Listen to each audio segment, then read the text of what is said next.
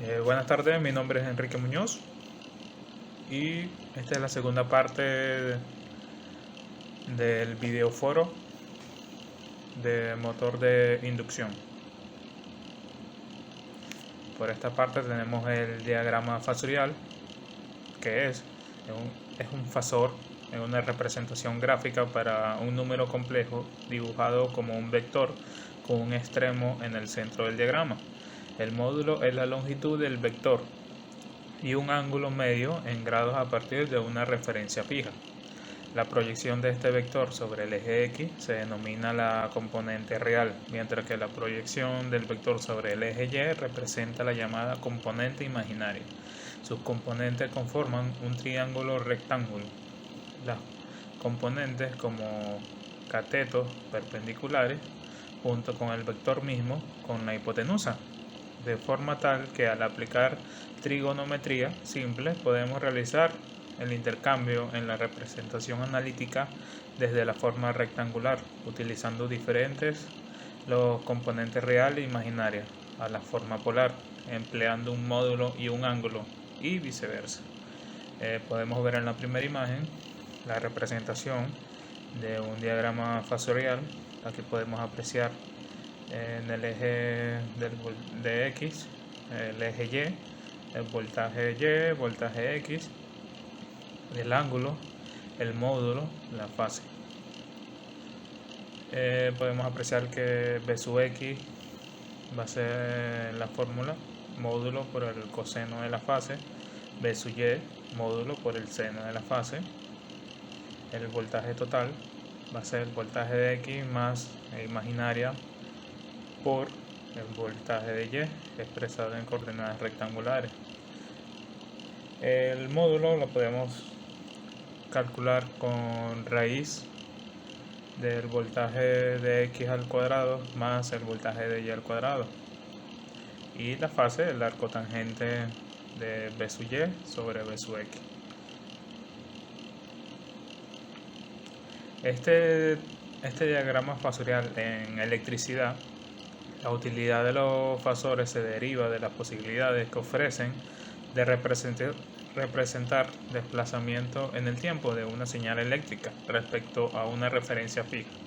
Una dimensión adicional que se añade suponiendo además que los fasores están rotando, se considera que la representación de un diagrama fasorial es como una fotografía en un instante cualquiera de la rotación de los vectores, con el que se puede determinar la diferencia angular entre ellos en ese momento. Los fasores son particularmente útiles cuando aplicamos un voltaje de amplitud fija que varía sinusoidalmente en el tiempo y además lo hace a una frecuencia fija. En este caso hablamos de régimen senoidal permanente, en su sigla sería RSP, es decir, la aplicación de una señal de voltaje sinoidal a un circuito durante un periodo que se prolonga más allá de su represente transistorio. Inclusive, para efectos prácticos de cálculo, el transistorio es circuitos de potencia eléctrica, es decir, el decaimiento exponencial de la respuesta natural del circuito se linealiza y se considera como una secuencia de periodos cuasi constantes, a partir de los cuales se generan los términos subtransistorio, transistorio y permanente, que serán utilizados ampliamente más en estos temas. En la segunda imagen, del lado derecho de la lámina, en esto es un gráfico que se puede apreciar que mientras el fasor gira los 360 grados del diagrama, la señal sinoidal va recorriendo su rango de valores, de forma tal que cuando el fasor completa un giro, también se completa el periodo de la señal. Esta es la base de la representación que nos facilita el diagrama fasorial. La rotación del vector representa el valor de la función en el tiempo. En un mismo diagrama se puede representar simultáneamente los voltajes y la corriente en varios elementos de un circuito, de acuerdo con la respuesta que tenga cada uno. Sin embargo, por razones de conveniencia y simplicidad, visual se recomienda que en un diagrama fasorial se represente la respuesta de un circuito ante el estímulo de fuentes sinusoidales que tengan solo una misma frecuencia. Si hace falta resolver un caso que combine fuentes de varias frecuencias, es preferible aplicar el principio de superposición y hacer un análisis por separado para luego combinar los resultados.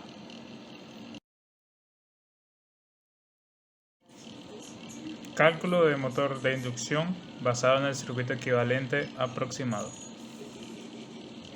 En la primera figura que podemos observar ahí en la lámina, se puede observar la relación existente entre el diagrama del balance de potencia y el circuito equivalente aproximado, así como la relación existente con las expresiones correspondientes entre los valores de la potencia y el de la resistencia y bobinas del citado circuito equivalente aproximado. Las corrientes que figuran en el citado circuito y denominadas como corriente 1 e corriente 2 prácticamente se puede considerar iguales en motores de potencia desde cierto valor hacia potencias grandes. La diferencia radica en la corriente que se bifurca por el circuito representativo del circuito magnético, la que circularía por la resistencia del hierro y por XU, que es conocida como corriente de vacío, y su cero. En caso necesario, y tal como se hace en los ensayos normalizados, se puede obtener de forma aproximada midiendo dicha corriente con el motor en vacío. De forma análoga, se puede obtener el factor de potencia en vacío con la medición de la corriente y tensión en vacío y evaluando las pérdidas de vacío que son de forma aproximada, las asignadas en el balance de potencia como la potencia del hierro. Con todas estas premisas, que son prácticamente las mismas que se adoptan en el cálculo del circuito equivalente aproximado mediante ensayos normalizados. Y con las ecuaciones anteriormente comentadas y que aparecen en la figura que estamos exponiendo, se tiene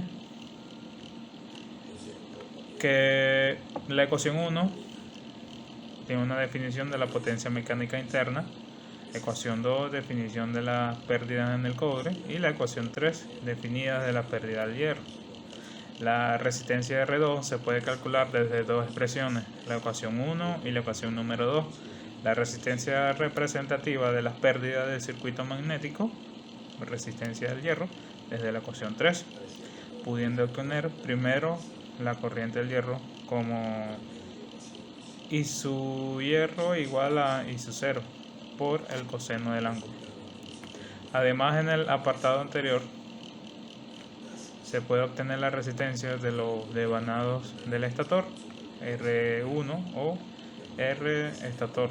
Ahora solo faltaría identificar los valores de la inductancia, bobinas del circuito.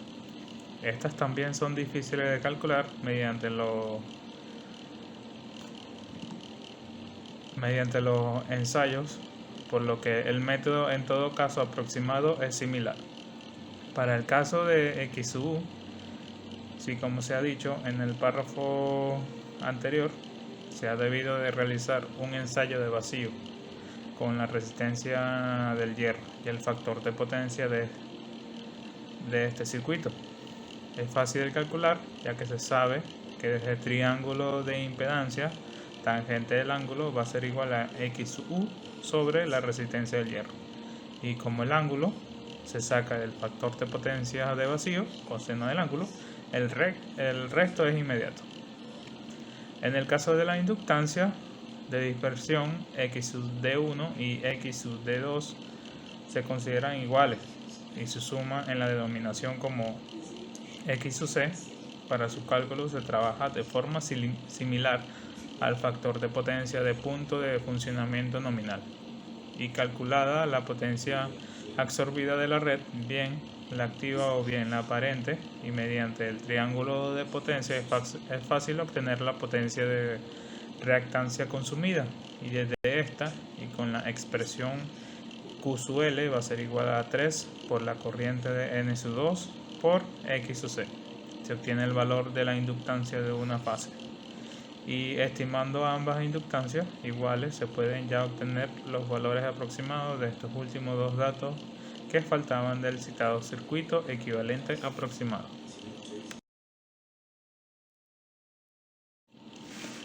El circuito equivalente del motor de inducción. El circuito equivalente de un motor de inducción es muy similar al de un transformador debido a la acción de transformación que ocurre al inducirse corriente en el rotor desde el estator. El circuito equivalente del motor de inducción o asíncrono puede asimilarse al de un transformador. En el estator tenemos tres bobinas que originan un campo magnético rotante. Las mismas presentan una resistencia óhmica distribuida a lo largo de los conductores que las conforman. Además, parte de las líneas de campo magnético se cierra a través del aire, conformando lo que llamamos flujo disperso. Al igual que en el transformador, estos efectos los representamos por una resistencia concentrada y una reactancia de dispersión. El núcleo magnético está dividido en dos partes, una fija que es el estator y la otra móvil que es el rotor, lo cual implica una separación de aire entre ambas, entre hierro. Por lo tanto, se va a necesitar una corriente magnetizante bastante mayor que en el caso de un transformador debido al entrehierro mencionado. Y además tenemos las pérdidas en el hierro. Ambos efectos los representamos en forma análoga mediante una resistencia y una reactancia en paralelo. Las pérdidas en el hierro del rotor son muy pequeñas cuando gira a la velocidad del régimen, ya que las frecuencias de las corrientes son pequeñas. Luego el estator lo podemos representar con el gráfico o el circuito equivalente que tenemos en la lámina. Podemos apreciar que tenemos una resistencia, una bobina ideal del transformador, una corriente, y aquí podemos apreciar algunas de ellas con su representación de unidad. R1 sería la resistencia óhmica de la bobina estatórica de una fase. X1, reactancia de dispersión de la bobina estatórica de una fase. R sub P, resistencia de la potencia, resistencia que representa la pérdida en el hierro por fase. X sub M, reactancia que magnetiza por fase.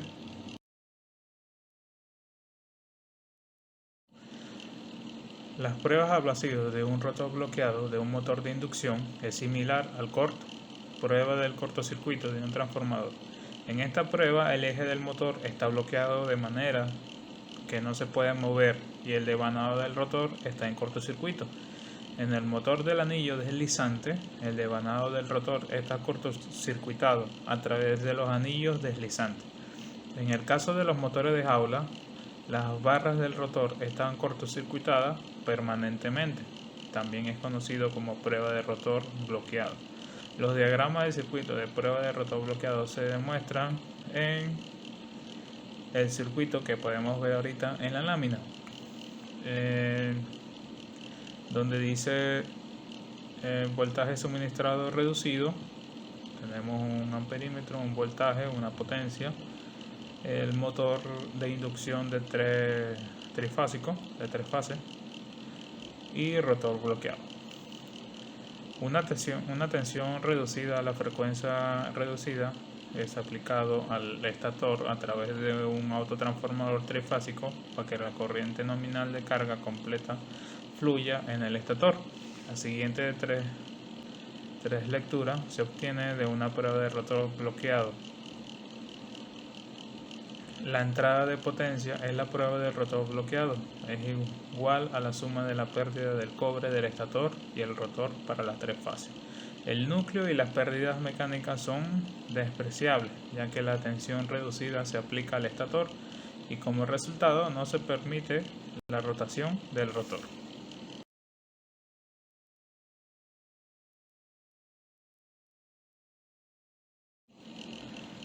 Pérdidas en el cobre y por el deslizamiento. Las pérdidas las podemos clasificar dentro de las siguientes categorías, como pérdida de cobre, pérdida en el núcleo, pérdidas mecánicas, pérdidas adicionales, entre otros. La pérdida como tal del cobre, de los devanados, rotor y estator. Las pérdidas en el cobre de una máquina son las pérdidas por calentamiento, debido a la resistencia de los conductores del rotor y el estator. ¿Cómo podremos calcular la resistencia la pérdida del cobre? Con una simple fórmula que es la potencia va a ser igual a la corriente al cuadrado por R. O también la podemos calcular en la primera imagen donde dice pérdida en el cobre. Aquí tenemos la fórmula: potencia va a ser igual a I al cuadrado por la resistencia, pérdida en el inducido, y lo mismo va a ser en la pérdida en el campo. Pérdida por deslizamiento. El deslizamiento en una máquina eléctrica es la diferencia relativa entre la velocidad del campo magnético, velocidad de sincronismo, y la velocidad del rotor. Las siguientes expresiones son equivalentes para hallar el deslizamiento. Aquí podremos ver en la imagen del lado derecho de la lámina una fórmula donde nos ayudará a hallar el deslizamiento en una máquina. Aquí podemos ver los nombres que tiene cada unidad para esta fórmula, que es la velocidad de deslizamiento, velocidad angular del sincronismo en radianes por segundo, la velocidad angular del rotor en radianes por segundo, velocidad angular de sincronismo en revoluciones por minuto y la velocidad angular del rotor en revoluciones por minuto. El deslizamiento es especialmente útil cuando analizamos el funcionamiento del motor asíncrono, ya que estas velocidades son distintas. El voltaje inducido en el bobinado rotórico de un motor de inducción depende de la velocidad relativa del rotor con relación a los campos magnéticos.